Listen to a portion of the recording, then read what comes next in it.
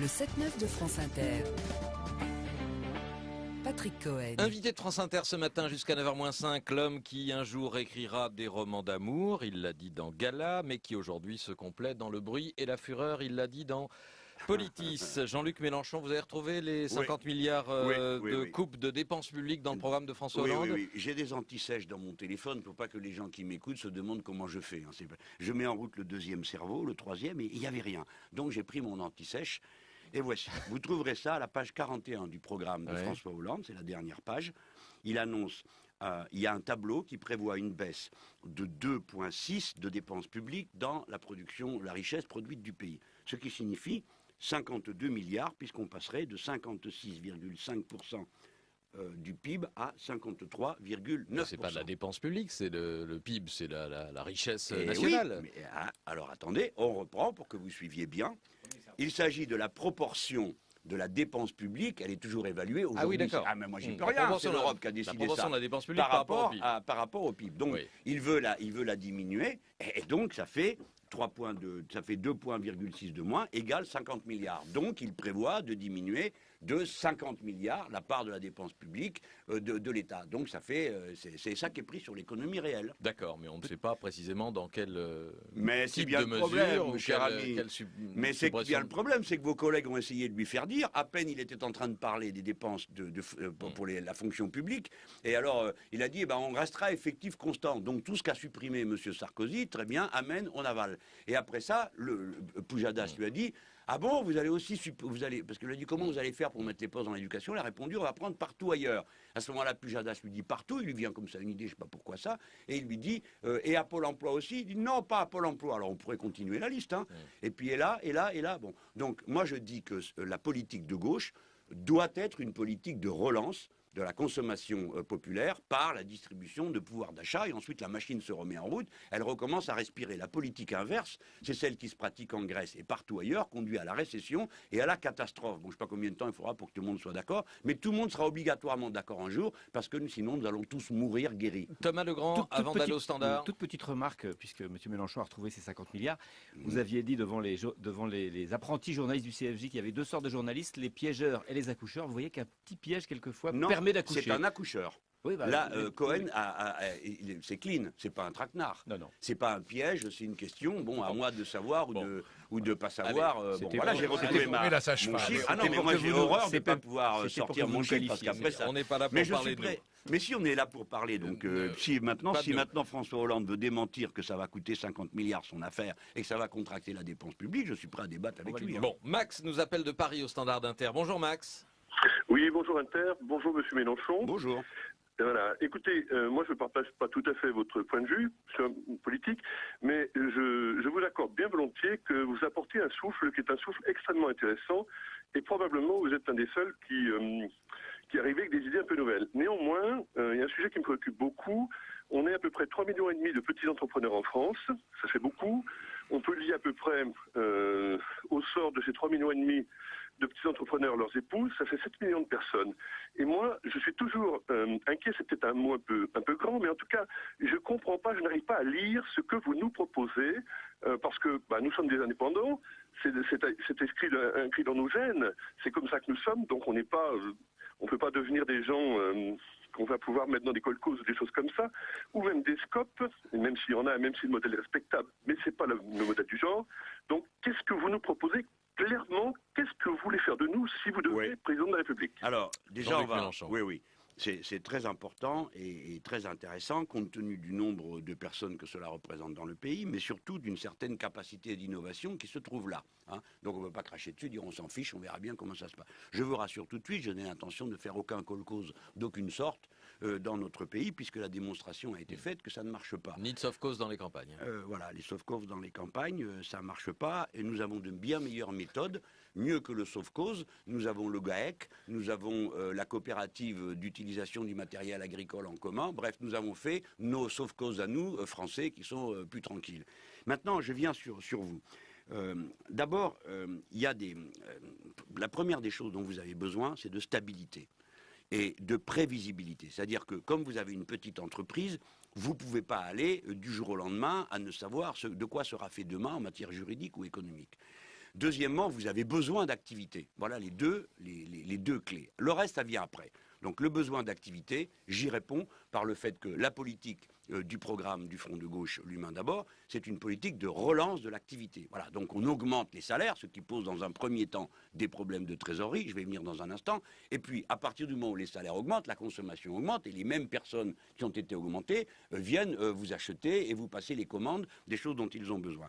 Donc la relance de l'activité, c'est la condition, le premier élément de la condition du bon fonctionnement des petites et moyennes entreprises et des très petites encore davantage.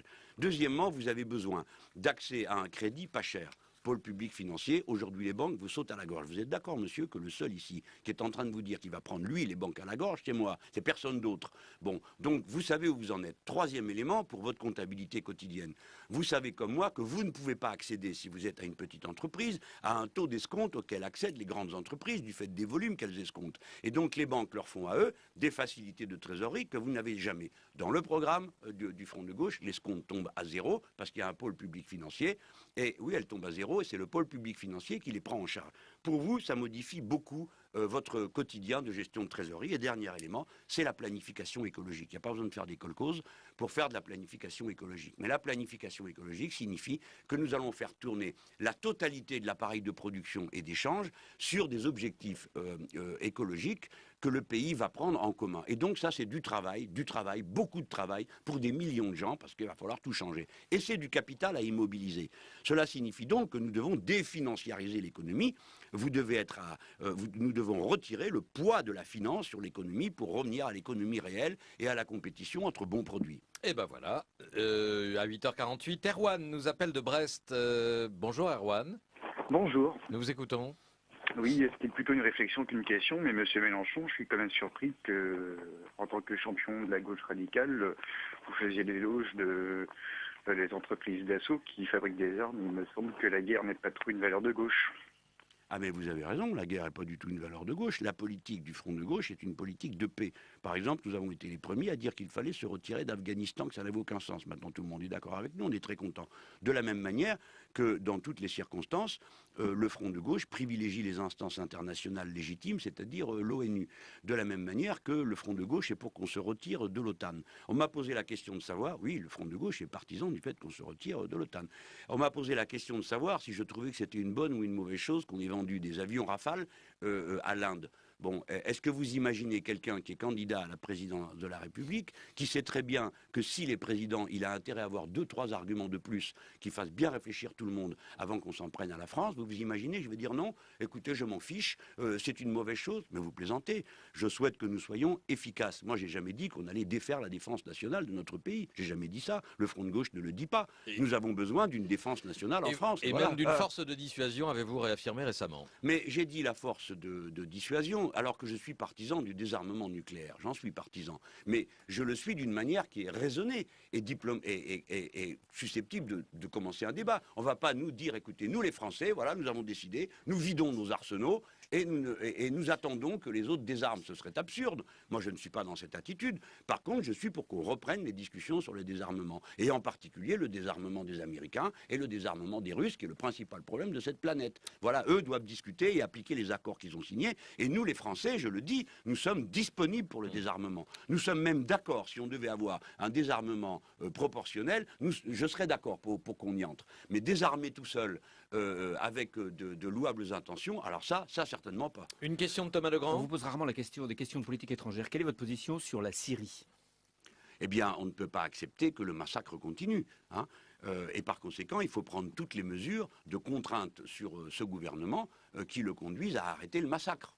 C'est-à-dire que ce qu'a dit Alain Juppé cette nuit à l'ONU vous convient? Je n'ai pas entendu ce qu'il a dit, excusez-moi, je Il a dormais. exhorté le Conseil de sécurité de l'ONU de prendre ses responsabilités et de voter la résolution. Et il a dit que l'attitude de l'ONU et que le blocage à la fois chinois et russe était un scandale et que l'impuissance de l'ONU lui paraissait inacceptable. Mais face l'impuissance à de la l'ONU, c'est situation celle syrienne. de la seule instance légitime internationale. Je m'en profite pour le rappeler à mon camarade François Hollande.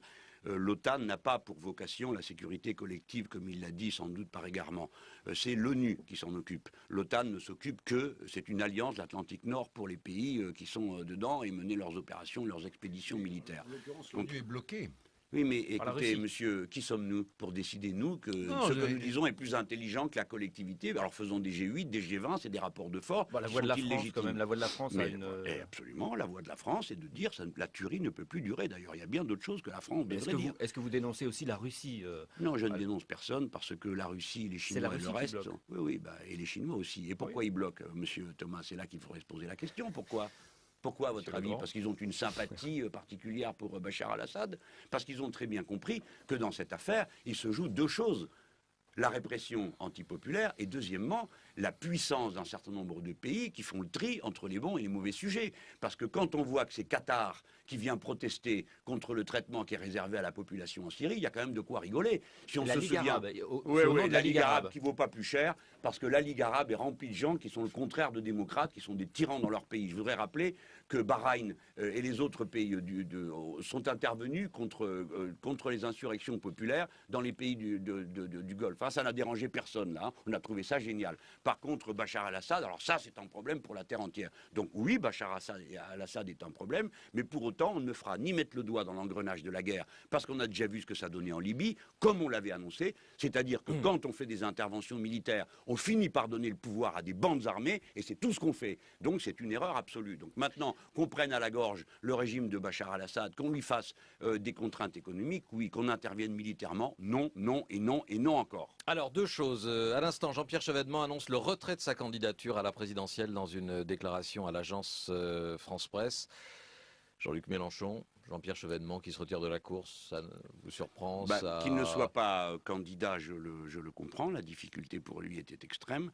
Maintenant, sa voix va compter. On va voir de quel côté il dit qu'il faut. J'ai pas la totalité de sa déclaration, donc je ne peux pas vous dire de quel côté il penche. C'est clair, on avait cru comprendre qu'il il s'interrogeait de savoir s'il appuierait la candidature de François Hollande ou la mienne. Donc j'attends avec beaucoup d'impatience de savoir ce qu'il décide, parce que vous comprenez très bien que même si nous sommes très différents à mains égards, hein, pour nous, le Front de gauche, ce serait aussi un honneur de l'avoir avec nous. Même si, encore une fois, je sais, mais le Front de gauche, les organisations qui sont dedans ne sont pas dissoutes, nous restons différents. Vous le savez bien, par exemple, sur le nucléaire, moi je suis pour en sortir, mes camarades communistes non. On a trouvé une belle et grande solution. Et vous avez des accents chevènementistes dans vos discours, j'en ai trouvé quelques-uns dans vos derniers meetings, et notamment l'une des formules préférées de Jean-Pierre Chevènement, le poisson pourri par la tête, ça j'ai entendu ça. C'est un proverbe vietnamien, oui, mais dans la guerre du Vietnam. Il s'en est beaucoup servi, Chevènement. Et puis PIB suite, puisqu'on a quelques messages de l'équipe de François Hollande qui nous dit « Mais Jean-Luc Mélenchon oublie la croissance. Le PIB croît de 2% par an en moyenne sur les 3 dernières années. Le PIB croît, donc la part de la dépense publique se réduit, même quand la dépense publique, elle, se maintient. » Eh bien, la démonstration du contraire, ça, ce sont des têtes d'œufs qui ont calculé ça dans leur chambre, donc ils ont marqué 2%. Et les vôtres, vous n'avez non, pas de tête d'œuf, mais attendez, mais nous, nous sommes des amateurs éclairés. Donc, qu'est-ce que j'ai à vous dire? Mais oui, bien sûr. Si vous arrivez au pouvoir. Pas du tout, cher monsieur, c'est la citoyenneté. Tout citoyen, même s'il n'est pas un expert et un spécialiste, a le droit d'avoir un avis et de se le faire. Nous sommes des êtres libres. Certes, mais enfin, il faut aussi des gens compétents. Mais, cher monsieur, nous n'en manquons pas. Ah bon, vous me rassurez. Mais attendez, vous avez posé une question, elle doit avoir une réponse. Mais je redis que tout citoyen a le droit d'avoir une idée sur les sujets qui nous occupent. La preuve que ce que je dis est vrai et que ce qu'ils disent est un raisonnement de tête d'œuf, c'est qu'il leur suffit d'aller voir ce qui se passe en Grèce, où leur merveilleux médicament a été appliqué, et tous les pays où ils ont appliqué la politique de restriction de la dépense publique, le résultat est le même. Mais puisqu'on vous dit que la dépense publique ne sera pas restreinte. Mais monsieur, non, la dépense publique ne sera pas restreinte parce qu'ils imaginent qu'il y aura une progression du PIB. Je suis en train de vous expliquer, j'essaye de vous expliquer que quand on réduit la dépense publique, le PIB décroît. C'est ce qui se passe en Grèce, c'est ce qui se passe en Espagne, c'est ce qui se passe au Portugal, mais pas dans le bureau. Il y a les 3 types qui ont inventé qu'ils allaient quand même mettre de la progression du PIB, alors même qu'ils font une politique de contraction de la dépense publique. Alors dans leur bureau, non, mais dans la vie, si.